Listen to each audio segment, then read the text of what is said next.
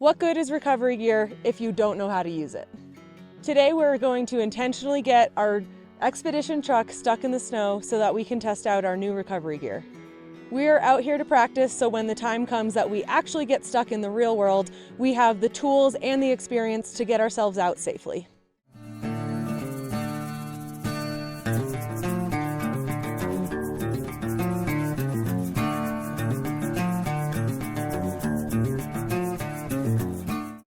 Hey friends, this is Heather from HD.Adventuring, and Dana and I are out here today to intentionally get our 10,000-pound expedition vehicle stuck in the snow so that we can practice with our recovery gear to free it. We are currently in the process of converting this former fire truck into the 4x4 expedition vehicle of our dreams. If you're new here, we've got a bunch of other videos talking about the progress we've made on this build so far, and you can watch them here. We've obviously got a long way to go on this build, but we're trying to make the most of winter by getting out here today to play with all of our new gear. We are hoping to get some practice with our chains, our winch, and our traction boards. The first recovery method that we are going to attempt is installing tire chains. Tire chains are great when you need to add a lot of extra traction in a hurry. They're especially useful in snowy and icy conditions, which you could say we deal with from time to time. Installing chains, especially on 37-inch tires, is a bit of a daunting process, so we're really glad that we tried this out while not under pressure. Is that just one chain? Two chains. Two chains. As you can tell, they're a little bit hard to untangle. After some struggling, we eventually got them draped over the tires. We back up over the chains and then connect them together and tension them. All right, so now we've got our chains installed, and these things are pretty beefy. They are not light. And so now we are gonna back up right behind you and try to do probably a 10-point turn here. Radio check, radio check. Check, check, check. All right, I'm gonna try and back her up into that big old snowbank to see if I can turn us around. Sounds good, I'm recording. We recognize that we're walking a bit of a fine line here. We want to test our equipment, but we're trying not to break anything or require professional extraction.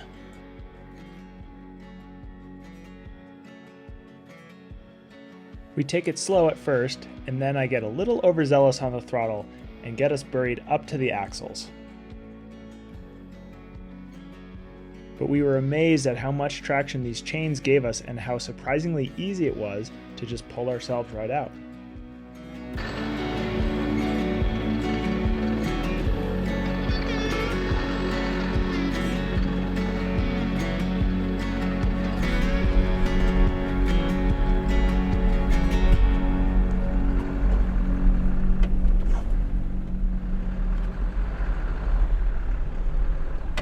So we have been carrying chains in our F-150 for probably the last 4 years, 4 chains. We had to buy them for some chain control, so we knew we had them. But I never even took them out of the bag. It was always kind of a, I have them, but didn't really know how to use them. Pretty excited that we now know how to use the chains, and they're really not that hard to install. That was just 5 minutes, and they were, I was already buried when I had to install them, so on easier ground it'd be even easier. So it's always good to test your recovery gear. But we found that this truck is very capable, even with 0 weight on the back end. So I think we're going to kind of fudge getting stuck to need the winch. We're gonna get it into a snowbank here and try to pull it through the snowbank. We make sure to build some momentum and get a good running start. Then we bury the front end of our truck into this surprisingly solid snowbank.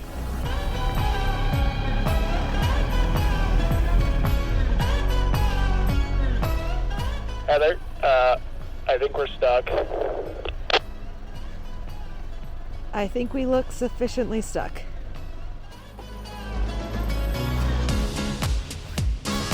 Oh, that's pretty deep. She's stuck all right. All right, so now we're gonna figure out how to get her out.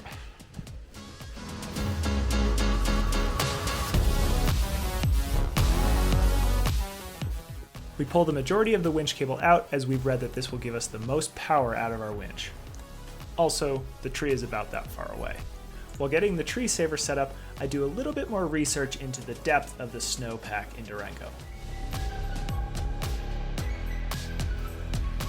Oh! A little deep there. Snow's pretty deep. And while the depth of the snow makes it hard for humans and trucks alike to navigate, we're pretty sure that Bruce doesn't mind it.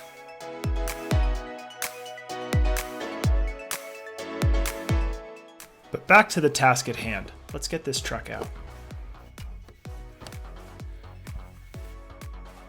Heather puts a jacket on the synthetic winch cable just in case it were to snap.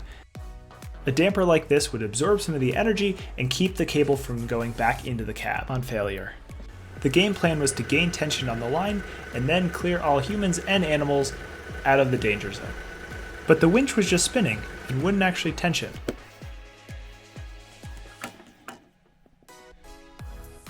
You know, it helps if you put the winch in gear versus just trying to winch in while not in gear.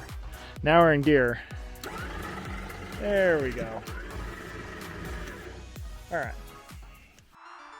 Ready to start me winching? All ready for winch. While this camera angle makes the winch angle look even more drastic, we are winching across the trail, which is a new technique for us. We pull slowly and steadily with a little bit of help from the truck as well. Quickly enough, we've extracted ourselves out of the snowbank to the point where we can drive ourselves out the rest of the way. So it's a good idea to tension your winch when you put it back in. So how we are tensioning it, so we're having a little bit of fun. Heather down there is sitting on our shovel that we brought for recovery purposes, and the winch is attached to the shovel, so that's how we're going to tension it. All right, 3, 2, 1, go.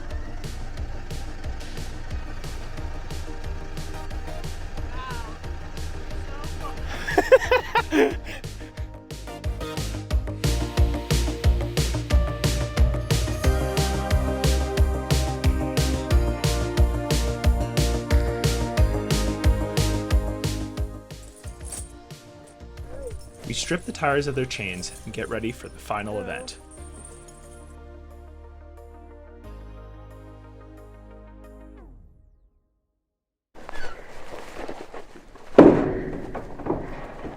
Smells like shit in here. Is there dog shit? Mm-hmm. We yet again point the Fuso towards the snowbank and press the skinny pedal. I make sure we're stuck by putting it in forward and reverse a few times and spinning the rear tires.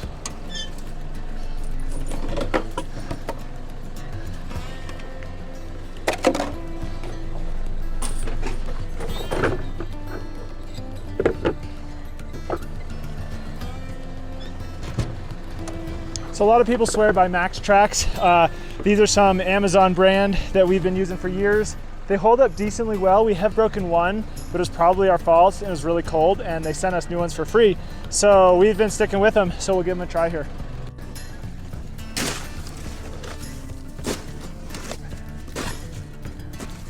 We do a bit of shoveling so that we can get in to place the traction boards where we want them.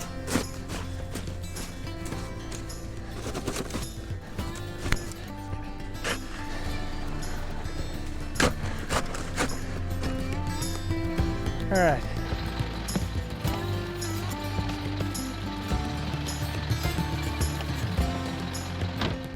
I give it a go, and the tires immediately suck the traction boards right underneath them, giving us a nice stable platform to extricate ourselves with.